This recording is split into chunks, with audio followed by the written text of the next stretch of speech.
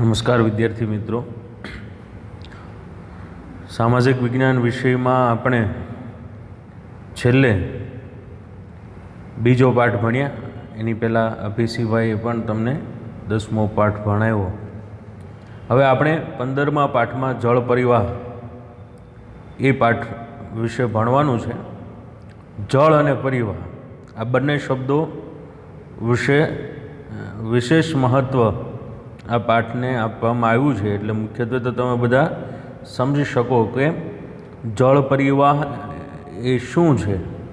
जल तो सामान्य रीते तमे बधा जाणता ज हो। जल एटले पाणी, परिवाह एटले के पाणीनो रस्तो। पाणी कई रीते एमनो रस्तो आखो नक्की करे छे ए मुख्यत्वे जे ते प्रदेशनी भौगोलिक रचना उपर आधारित होय छे। अने पाणीनो जे आखो रस्तो भौगोलिक प्रदेश आधारित होय छे ए रस्तो छे एने आपणे नदीओ कहीए छीए। एनो आखो जे जल परिवाह क्षेत्र आपणे एने कहीए छीए, जेने आपणे नदीओ कहीए छीए। तो अहींया आ पाठमां भारतनी नदीओ विषे आपणे भणवानुं छे। जल परिवाह शब्द एक क्षेत्रनी नदीतंत्रनी व्यवस्थित प्रणाली माटे थईने वपराय छे। व्यवस्थित प्रणाली एटले आखो नदीनो आखो जे विस्तार है, मुख्य नदीओ ने आखो शाखा नदीनी आखी जे नु जे जाळुं छे एनी आखी जे व्यवस्थित प्रणाली है आखी एने आपणे नदीतंत्र कहीए छीए। अने ए नदीतंत्रने जल परिवाह तरीके पण ओळखवामां आवे छे।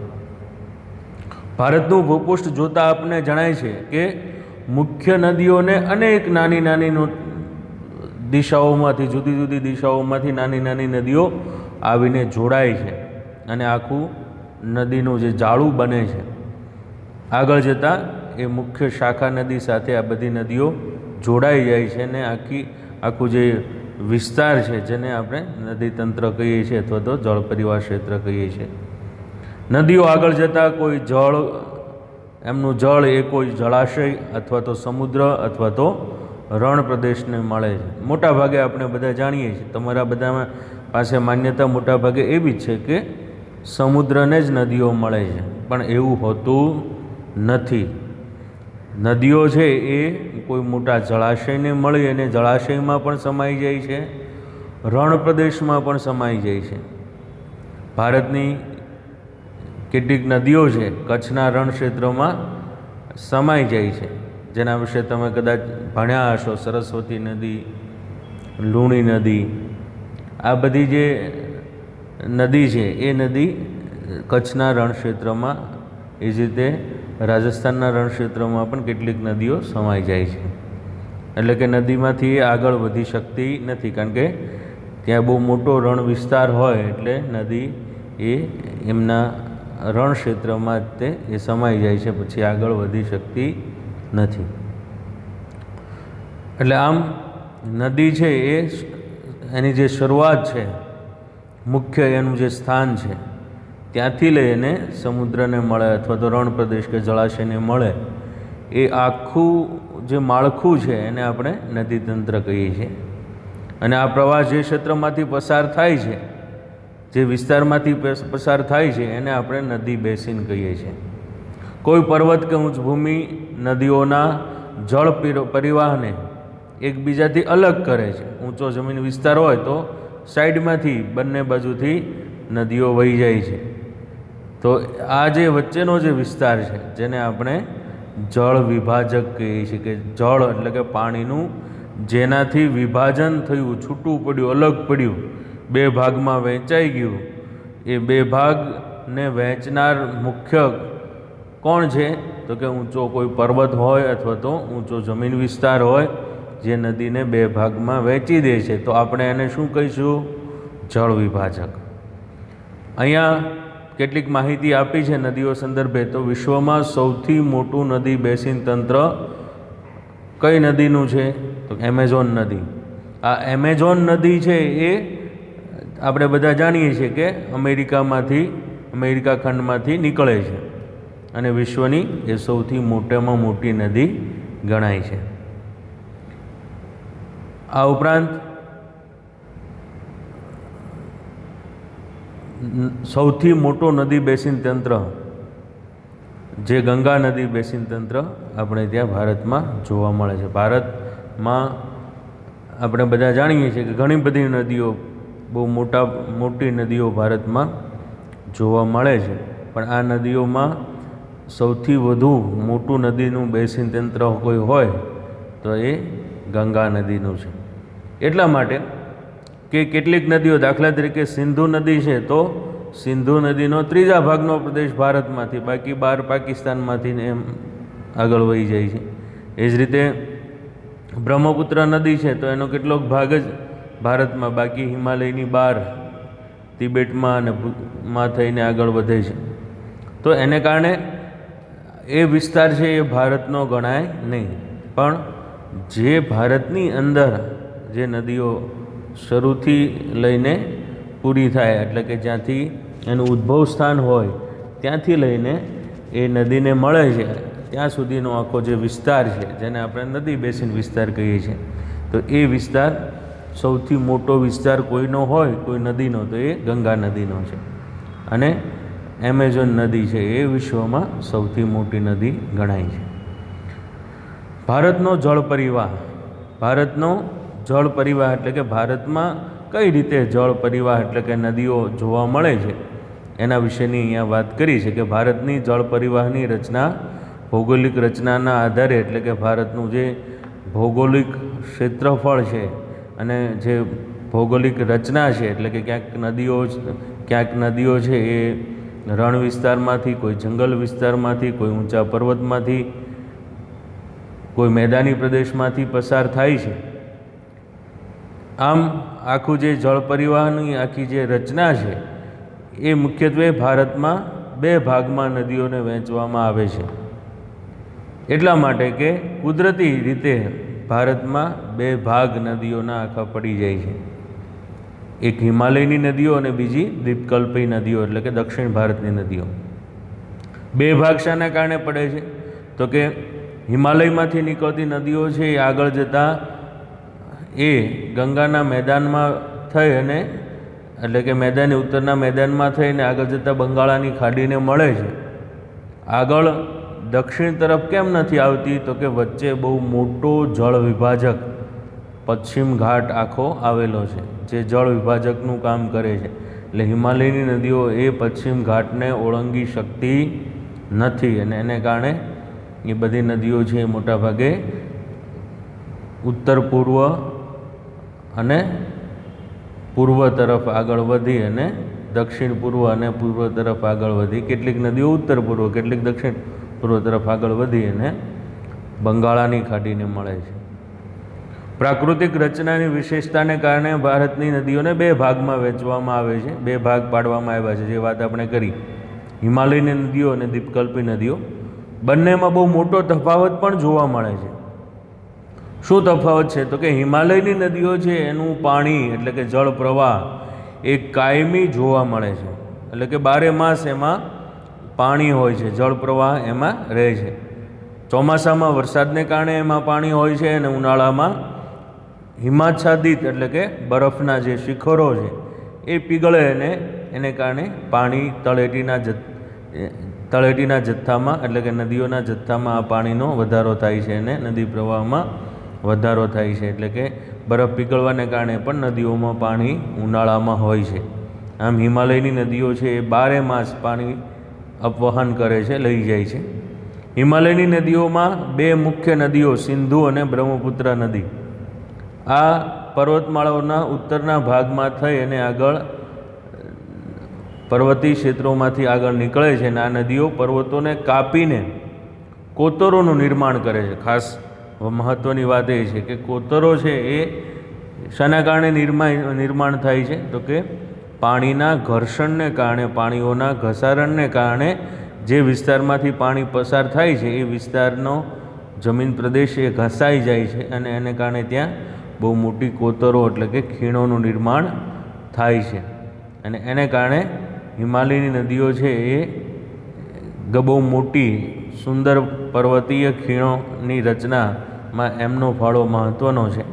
હિમાલયમાં બહુ સુંદર, આપણે બધા કાશ્મીરની કાંગડા અને કુલ્લુ અને કાંગડાની ખીણો છે એ ખીણ સૌંદર્ય માટે જાણીતી છે, જેના વિશે આપણે અગાઉ વાત કરી છે.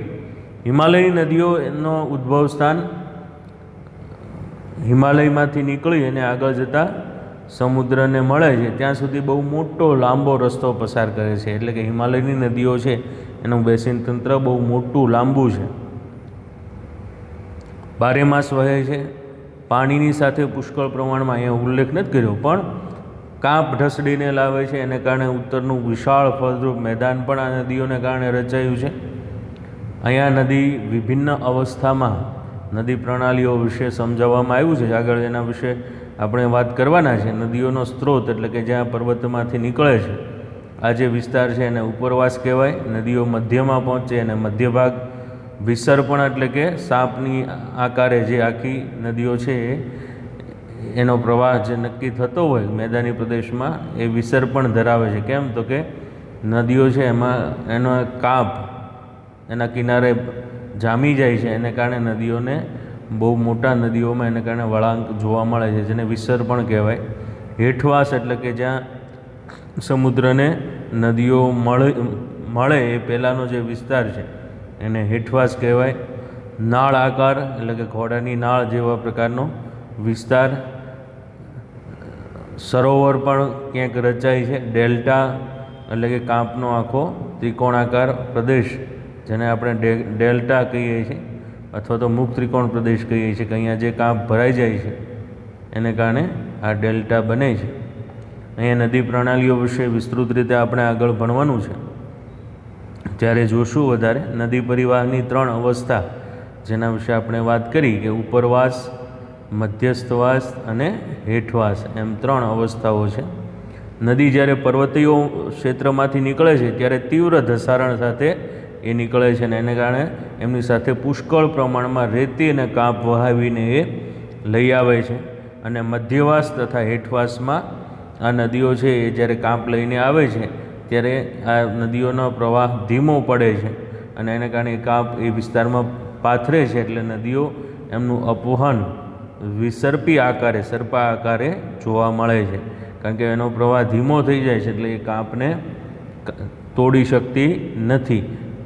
પર્વતીય વિસ્તારોમાં તીવ્ર ધસારણ કરે છે, પણ જ્યારે નીચેના વિસ્તારમાં આવે છે ત્યારે કાંપ જમા થાય છે એટલે એને કારણે વિસર્પી એટલે કે વિસર્પણ સર્પ આકાર એટલે કે સર્પ જે રીતે ચાલતો હોય એવા પ્રકારે નદીઓ વળાંકોવાળા બહુ મોટા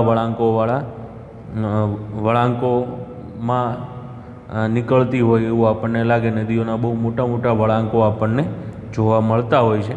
પૂરના પ્રભાવને કારણે મેદાનોમાં ઘોડાની નાળ જેવો નાળ આકારે સરોવર રચાય છે. ઘોડાની નાળ જેવું સરોવર રચાય છે. પૂરને કારણે આ જે વિસ્તાર છે એ તૂટી જાય અને અહીંયા આખો વિસ્તારમાં પાણી જે ભરાઈ જાય છે જેને ઘોડાની નાળ આકારનો જે આખો વિસ્તાર છે જેને આપણે નાળાકાર સરોવર તરીકે ઓળખીએ છીએ. એટલે કે જેને કારણે એ પાણી છે પછી આગળ જતું નથી. ઘોડાની નાળ તો તમે બધા ભણ્યા હશે, જોયું હશે, કંઈક સાંભળ્યું હશે. એવા પ્રકારનો આખો વિસ્તાર રચાય છે. મુખ પ્રદેશ આગળ એટલે કે જે નદી સમુદ્રને મળે છે એ આગળ નદીઓ અનેક શાખાઓમાં અલગ અલગ બ્રાન્ચ આપણે એને કહીએ કે શાખા કહીએ છીએ. જુદા જુદા વિસ્તારોમાં નદીઓ છે એ વહેંચાઈ જાય છે અને એને કારણે નદીઓ છે એ ત્રિકોણાકારના અતિશય રસાળ ફળદ્રુપ ભાગમાં રૂપાંતર પામે છે જેને ડેલ્ટા તરીકે ઓળખવામાં આવે છે. ત્રિકોણાકાર આખો વિસ્તાર છે જેને મુખ ત્રિકોણ પ્રદેશ અથવા તો ડેલ્ટા તરીકે ઓળખવામાં આવે છે. જે વાત આપણે આગળ પણ કરી. દ્વીપકલ્પી નદીઓ એ મોસમી છે. આપણે હિમાલયની નદીઓ વિશે વાત કરી એ બારે માસ જોવા મળે છે. જ્યારે આ મોસમી એટલે કે ચોમાસાના સમય દરમિયાન જ એમાં પાણી હોય છે. જ્યારે વરસાદ પડે ત્યારે જ આ નદીઓમાં પાણી હોય છે. શુષ્ક ઋતુ એટલે કે ઉનાળા દરમિયાન આ નદીઓમાં પાણી ઘટી જાય છે અથવા તો બંધ થઈ જાય છે. હિમાલયની નદીઓની સરખામણીમાં આ નદીઓની લંબાઈ પણ બહુ ઓછી હોય છે. એટલે કે આખું બેસિન તંત્ર એનું છે એ ખૂબ ટૂંકું હોય છે અને આ નદીઓ હિમાલયની નદીઓ કરતાં છીછરી છે. એટલા માટે કે આ નદીઓ છે એના તળ ખડકો એ નક્કર પથ્થરોના બનેલા છે અહીંયા ઉલ્લેખ નથી કર્યો, પણ આમ છતાં હું તમને કહી દઉં.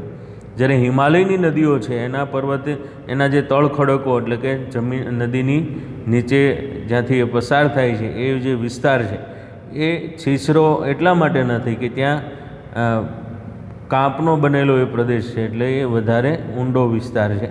જ્યારે આ નદીઓ છે એ છીછરી છે એટલા માટે કે હેઠે પથ્થરો છે ને એ પથ્થરો પાણી દ્વારા સરળતાથી એને કોતરી શકાતા નથી. વર્ષોનો સમય જાય પછી એ ધીમે ધીમે એ કોતરાય છે. એટલે આ નદીઓ છે એ બહુ ઊંડી નથી, છીછરી છે. ભારતની પ્રાકૃતિક રચના અને પહાડોના ઢોળાવને કારણે મોટાભાગની દ્વીપકલ્પી નદીઓ છે એ પશ્ચિમ ઘાટમાંથી નીકળે છે અને પૂર્વ તરફ આગળ બંગાળાની ખાડીને મળે છે. દ્વીપકલ્પી નદીઓ મોટાભાગે પશ્ચિમ ઘાટ છે એ મુખ્ય જળ વિભાજક બને છે, એટલે કે પશ્ચિમ ઘાટમાં ને કારણે દ્વીપકલ્પી નદીઓ છે એ હિમાલયની નદીઓથી અલગ પડે છે. એટલે પશ્ચિમ ઘાટ એ મુખ્ય જળ વિભાજક તરીકે એ બને છે, એટલે કે એ જોવા મળે છે. અહીંયા જળ પરિવાહ પ્રણાલી એના વિશેની વાત કરી છે કે જળ પરિવાહ પ્રણાલી કેવા પ્રકારની પ્રણાલી છે એની આકૃતિ સાથે અહીંયા સમજણ આપવામાં આવી છે. અહીંયા નદીઓની ગોઠવણ કઈ રીતે થયેલી જોવા મળે છે. આ ગોઠવણ એ આપણે કોઈ એન્જિનિયરે કરેલી નથી, પણ કુદરતે કરેલી છે. એ ગોઠવણ આપણીથી થઈ શકે નહીં, અને આપણે કરવી હોય તો બહુ મોટા પ્રમાણમાં ખર્ચાઓ આપણે કરવા પડે, કારણ કે મશીનરી એની હેવી જોઈએ, એ પછી નદીઓ બને. નદી બનાવવી એ કંઈ સરળ નથી, પણ કુદરતે રચના કરી છે. કુદરત સામે ગમે એટલી આપણે ટેકનોલોજી વાપરીએ, ગમે એટલું સંશોધન કરીએ, વૈજ્ઞાનિક શોધખોળો થવા છતાં પણ આપણે કુદરતની આગળ આજે પણ આપણે વામણા છીએ. તો આ કુદરતે જે રચનાઓ કરી છે એ રચના શાના આધારે થઈ છે? તો કે ભૌગોલિક રચનાના આધારે પૃથ્વી સપાટી ઉપરનું જે સ્તર છે, ઉપરનું જે પડ છે, એમાં ક્યાંક ઊંચા પર્વતો છે, કોઈક નીચા પર્વતો છે, મેદાની પ્રદેશો છે, અથવા તો કોઈક જગ્યાએ નાની નાની ટેકરીઓ છે, રણ પ્રદેશો છે. તો એના આધારે નદીઓ છે એની રચના પણ એના આધારે અલગ અલગ પ્રકારે જોવા મળે છે. અહીંયા મુખ્યત્વે 4 પ્રકારની નદીઓની રચના સમજાવવામાં આવી છે.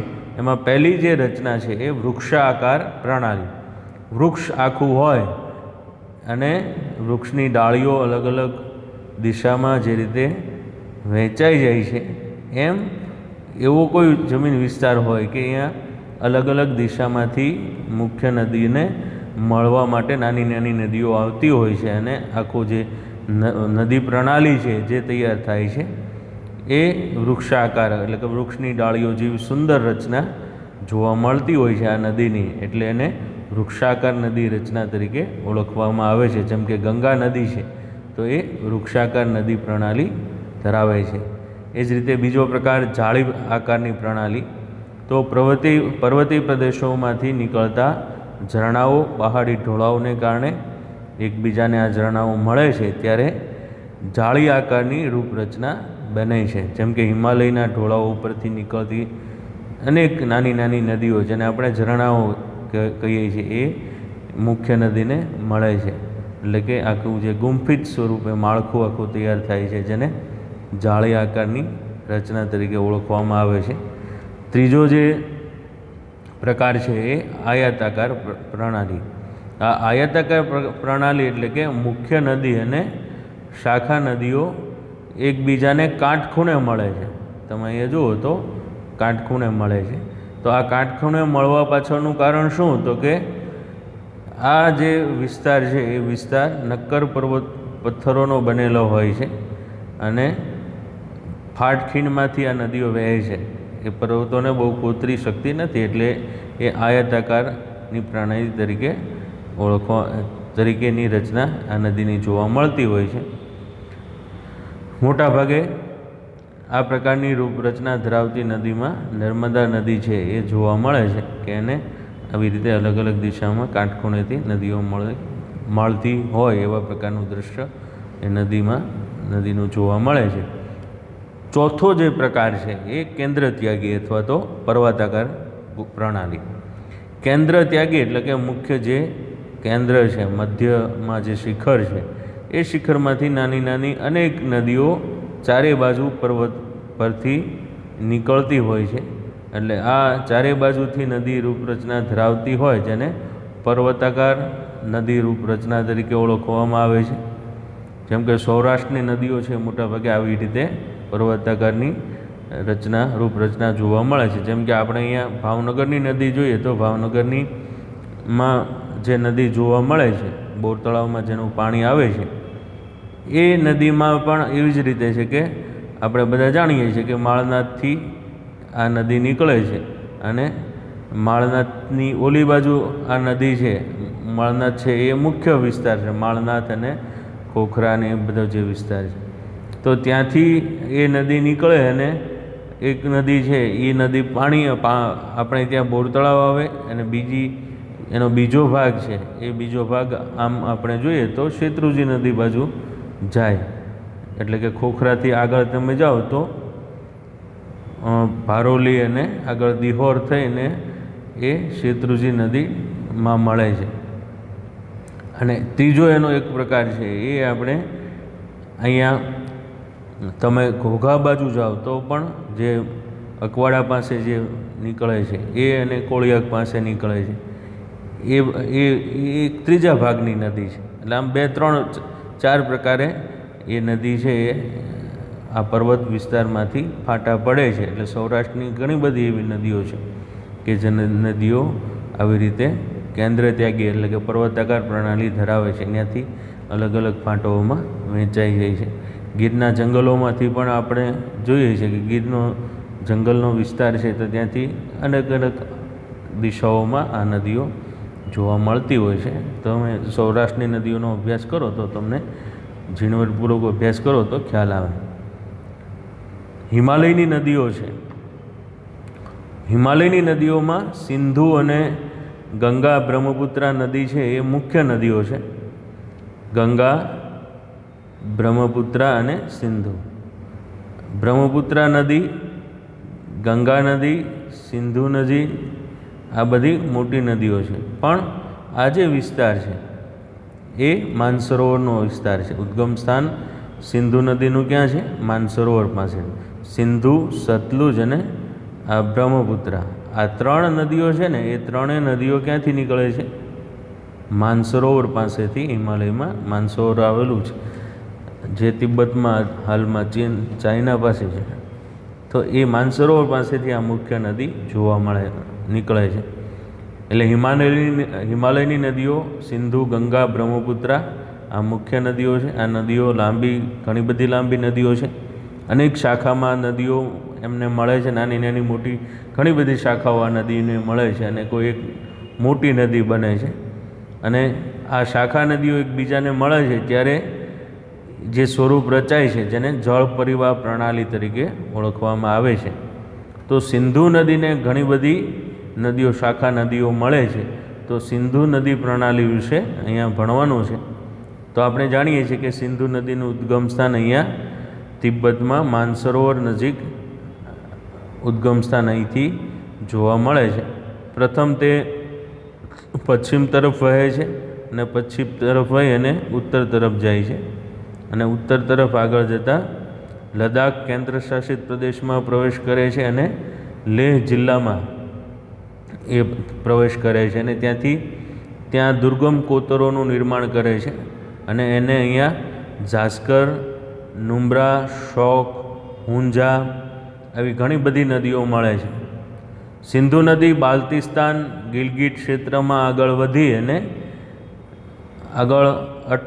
આગળ થઈ અને પર્વતીય ક્ષેત્રોમાંથી એ બહાર નીકળે છે અને સતલુજ, બિયાસ, રાવી, ચિનાબ, ઝેલમ આ બધી જે નદીઓ છે એ નદીઓ એમને શાખા નદી સ્વરૂપે આગળ જતાં પાકિસ્તાનમાં મળે છે. આ 5 નદીઓ છે એ પાકિસ્તાનના મીઠાનકોટ પાસે સિંધુ નદીને મળે છે અને આ સિંધુ નદી છે એને કારણે એનો સંયુક્ત પ્રવાહ છે એ છેલ્લે પછી આગળ જતાં દક્ષિણ તરફ વહી અને પાકિસ્તાનમાં થઈને આગળ અરબ સાગરને મળે છે, જે આપણે ગુજરાતથી ઉપર નદી આ મળે છે.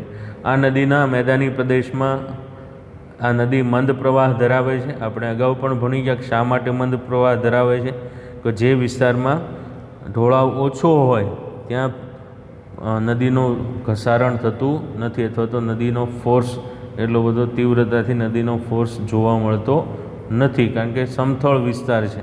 એટલે સમથળ વિસ્તારમાં, મેદાની વિસ્તારોમાં આ નદીઓ છે એ સ્થિર હોય છે, એનો પ્રવાહ છે એ મંદ હોય છે, એટલે કે ઝડપી હોતો નથી. આ નદીનો બેસિનનો ત્રીજો ભાગ ભારતના જમ્મુ કાશ્મીરના પર્વતીય ક્ષેત્રોમાં આવેલો છે, અને પછી બાકીનો ભાગ બધો પાકિસ્તાનમાં આપણે બધા જાણીએ છીએ. સિંધુ નદી વિશેની કેટલીક માહિતી આપી છે કે સિંધુ નદીની કુલ લંબાઈ 2900 કિલોમીટર છે. સિંધુ નદીના પાણીના પ્રવાહની વહેંચણી માટે 1966માં ભારત પાકિસ્તાન વચ્ચે વહેંચણી કરાર કરવામાં આવ્યો હતો, અને એ અનુસાર કુલ જે એનો જળજથ્થો છે એનો 20% જથ્થો ભારત ઉપયોગમાં લઈ શકશે, એવા પ્રકારની એ સંધિ થઈ. સતલુજ, રાવી અને બિયાસના જળનો ઉપયોગથી આપણે પંજાબ, હરિયાણા, રાજસ્થાન, દક્ષિણ પશ્ચિમ ક્ષેત્રમાં સિંચાઈ આપણે કરી શકીએ છીએ. તો આ સિંધુ નદી વિશેનો ઇતિહાસ, એના કરતાં પણ વધારે આગળનો ઇતિહાસ તમને હું કહી દઉં તો આગળ આપણે નકશામાં જોશું જ તે.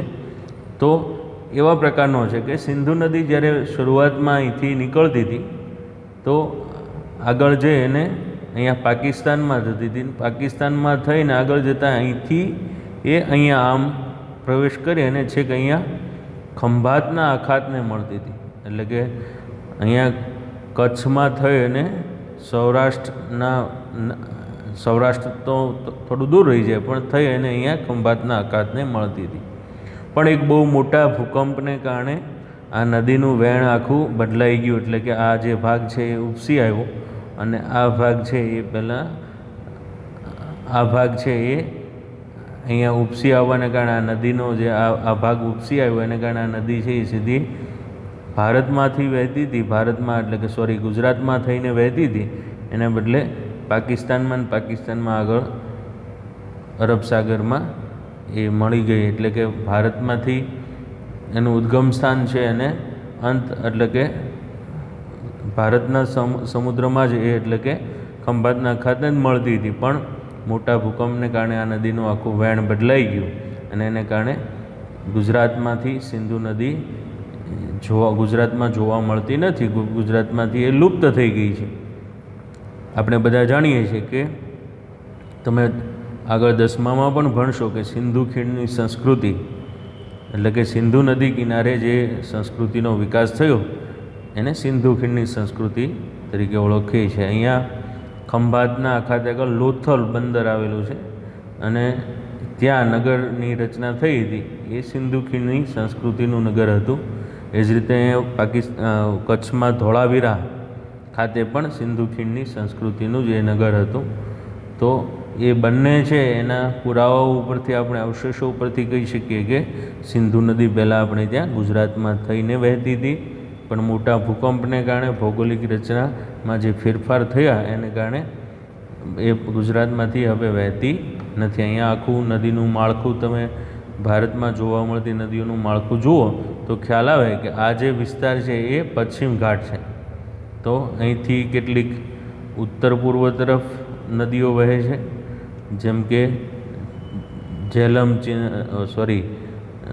અહીંયા સામાન્ય રીતે આપણે જોઈએ તો ચંબલ, બેતવા, કેન, આ બધી જે નદીઓ છે, આ ચંબલ નદી છે, આ બેતવા નદી છે, કેનનો ઉલ્લેખ કર્યો નથી. તો આ બધી જે નદીઓ છે એ નદીઓ એ ઉત્તર પૂર્વ તરફ વહે છે, અને આ પશ્ચિમ ઘાટ છે એ જળ વિભાજક છે.